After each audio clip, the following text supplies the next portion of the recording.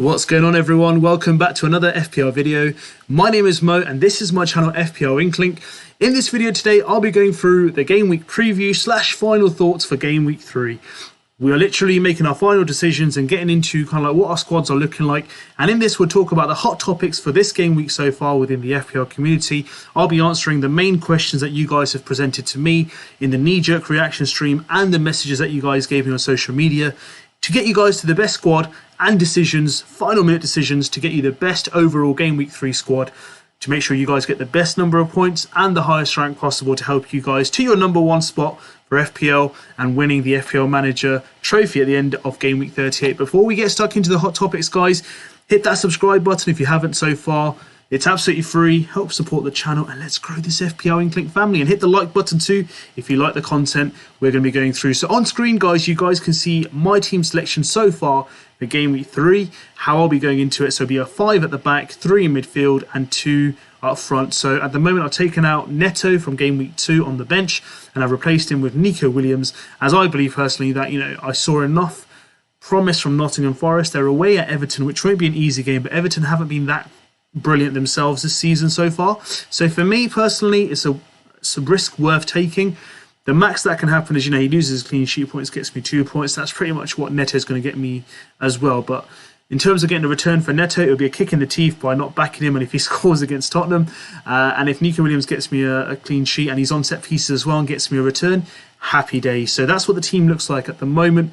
As of yet, obviously I'm recording this video before I go on holiday, and yet there is still tomorrow one more game to go in this game week 2, which is obviously Crystal Palace versus Liverpool. That's why my points are 67, and they will update obviously accordingly by the time you watch this video. So let's not waste any further time, guys. Let's get stuck into topic number 1.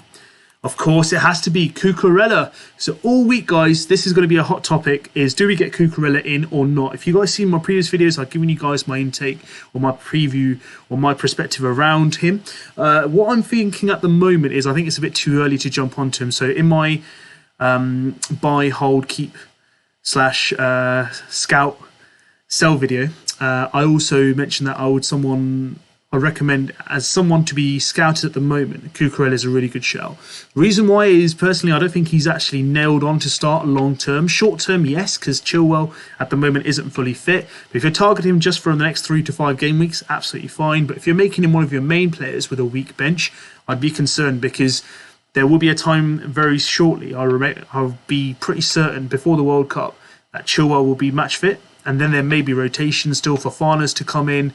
They've got Reece James in there, who's playing the right side of centre-back, Thiago Silva. It's a lot of players at the back that they're looking at the moment. Even I think it was Loftus-Cheek at right wing-back today.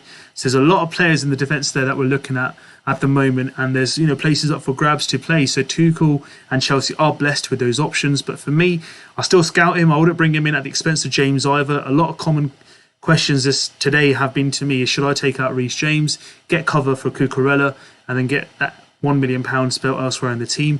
I don't agree with that personally. I'm going to stick to Reece James because I know how well he's done in FPL, what the expectations are, and I know he's pretty much nailed to start in either a right wing back position, I'd say, or a right centre back position. At least there's 2 places that he can go for, and I think he's got more of a nailed on kind of position in the squad. So for me, Chicheella is just a wait and see for another couple of game weeks. Again, if you want to take a punt and you've got 2 free transfers and you can get to his move without taking a hit, I wouldn't take a hit to get Chicheella in. I know it's Leeds next week, but there's no guaranteed clean sheets in any game in FPL. So for me, Chicheella, if he can get him in without a hit, good shout for a short term. But if it's going to be a hit or it's going to be a long term plan, maybe just wait a couple of more weeks to see what the overall kind of squad will look like for Tuchel at the moment. But if that's something that you want to take on straight away, personally, that's entirely your choice. But as my perspective, I think there's better players for that price who will have similar or better fixtures than Chelsea in the next 5 game weeks. The next big talking point has been Neto or Bailey for Aston Villa. For me, as I mentioned before in my streams and videos, that Neto for me is pretty much on a last straw. So I'll be probably observing how he does against Spurs. I don't know how he's not got a return to me in the last couple of game weeks. But in terms of him, for me, I'm pretty much, thinking, should I go 5 at the back fully by getting like a 5 million defender in? It could be, in terms of Digne. There's also Trippier, but he's playing Man City, so I'm not going to be considering him this game week, maybe next game week. Matty Cash is injured for now. Potentially there could be other 5 million players there available. Even Cucurella, for example, if I fancy him, if I see more of him against Leeds, that's someone that I can consider. So Neto gets one more chance. Whether he's on the bench or the starting 11, it's yet to be seen. But for now, he's on the bench for me. And then obviously we've got Bailey as well. So Bailey was on the bench in game week 2 for Aston Villa, and I pretty much didn't see much of him in game week 1. But if you've backed him, I'd say give him one more game week. That's my opinion. But however, if you do want to get rid of him, I would say there are alternative options that you can change in your squad. There's players who are doing well in the midfield at the moment. You've got Martinelli at 6.1 mil. You've got Rodrigo at 6.1 mil. Jack Harrison from Leeds. Fabio De Silva has done pretty well against Manchester United. But these are pretty much knee-jerk, I think, because you're looking at who's going to do best alternatively. But for 5 mil, alternatively, you're either going to be downgrading a midfield or upgrading. So there are options available. One more game week for me, I think it's sustainable. After that, I think it might be a chance for you to get rid and move on to alternative players. So these two, at the moment, if you've got both of them in your squad, maybe a wild card in a week or two. If not now, if you feel that you need to add value to it immediately. However, if you're looking to back them for one more week, I think it's not going to be a bad shout. But if you've got 2 free transfers, maybe get rid of one this game week and the other next game week and not take any hits as well. So you can have 3 transfers, get the funds where you want them to be, and make sure you guys don't take any hits either. So that's my take on Neto or Bailey and any other, mid-range enablers, midfielders that you have in your squads, is just to be patient for one more game week. And if you do want to make the transfer, do it, but don't take any hits for it. The next question is Wildcard. So Wildcard's been a lot on the radar of a lot of FPL managers. So I think there's been a lot of knee-jerks around Jesus firing again. So all those managers that took him out last week to bring in Mitrovic, unlucky because Mitrovic went -1 and missed a penalty. But there's also players who've done well. So, for example, James Maddison's played well. Fabio De Silva's played well. De Bruyne turned up this game week. So we have a lot of players. Harry Kane got a return. Do you want to stick with him or do you want to move across to Haaland as I've got there? Or if you want to go towards Nunes, entirely your choice. Do you want to play 3 up front? Do you want to change your whole formation? Do you want to go premium attackers? What are your thoughts? So a lot of wildcard questions are being asked at the moment. There's no right or wrong answer for a wildcard or when to play. It's all dependent upon you as a manager. When do you feel that you've lost most of your confidence in your current lineup, which is starting for the next game week? Do you feel that there's a better lineup you can create that can give you a better, couple of game weeks? I'd say at least, up to 5 to 6 game weeks of a consistent return and you being satisfied with it. That's when you should activate it. As of now, for me, wildcard is between game week 6 and 9 that I'm looking at it for myself. But there's a lot of knee-jerks going on. People are moving away from midfielders who are not playing well, goalkeepers, an example, defenders and attackers where they feel they haven't got the returns. But, there are players like Ivan Toney that have done well, so you could even consider him with good fixtures coming up for your coming game weeks. Well, wildcard is obviously personable to you. I can't sit here and say definitely applicable to all managers. It's literally down to A, how you feel about your squad. Have you got any injuries? Have you got any players out of form? Have you got any players that are not playing or starting in your starting 11? So that might be a crucial kind of final straw to allow you guys to decide, do I activate it or not? But for me, I'm going to give it another couple of game weeks, at least till game week 6 is when I start really thinking about activating a wildcard.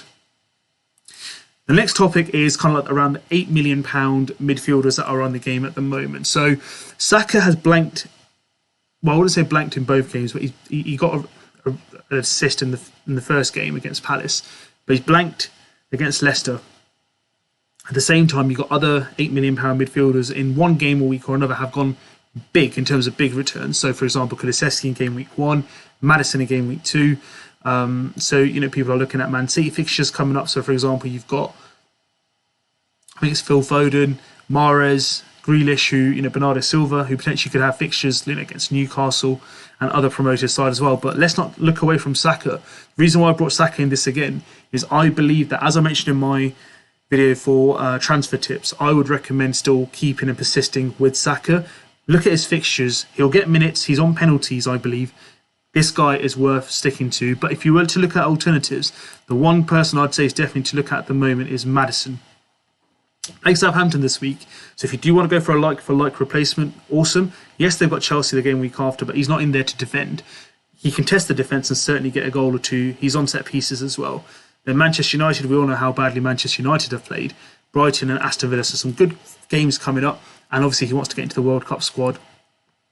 as well for England. So I believe, you know, at the moment there are some really good prospects in the £8 million midfielders, but I've seen people move away from the £8 million as well. So they've gone like Salah, for example, or Son or De Bruyne as premium, Martinelli, and then like a 5.5 slash, you know, 4.6, which is Fabio De Silva.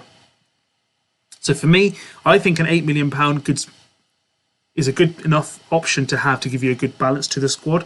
I'm not going to move away from Kulusevski for now. I know he blanked against Chelsea, but what was I really expecting? It's the next couple of game weeks that I've actually targeted him for. So Kulusevski stays for me, but let's say Kulusevski was someone that I wasn't going to be going for. Maddison for me is someone that I would be looking into my squad because I just feel that he had so much value to Leicester in an attacking line, and he's pretty much, you know, motivated to go to the World Cup for England in the winter this season. So that's the hot topics for this game week, guys, in the FPL community that I've identified. I hope you guys liked the video.